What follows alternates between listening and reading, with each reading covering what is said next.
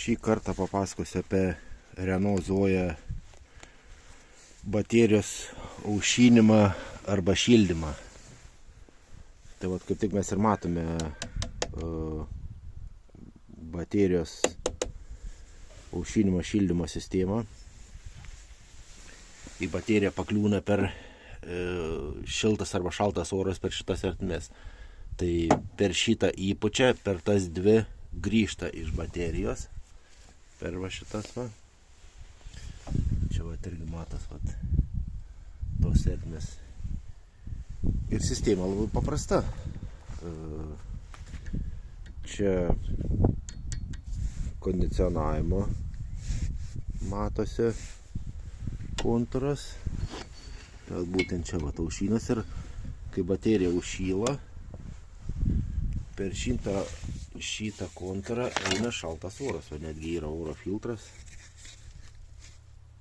beveik kaip naujas.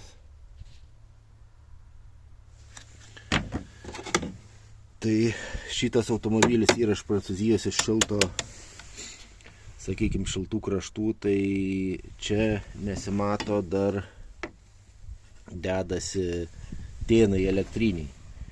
Ir jeigu būtų šaltiem kraštam skirtas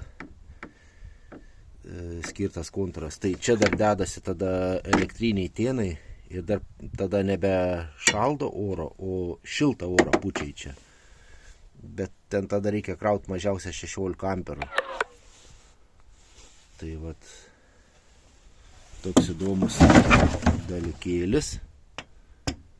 Gan toks, kaip sakykime, ir paprastai, ir gan, sakyčiau, efektyviai turėtų būti.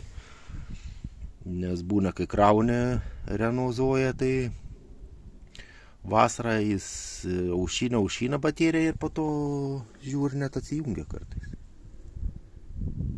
Tai va, tai tiek norėjau papasakoti apie tokį, gal niekas nebuvo ardęs, niekas matęs, tai va.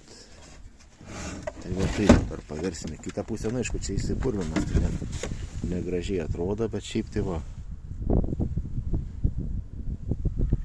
Šiaip vaizdas toks šito daikto. Tai šiam kartui tiek.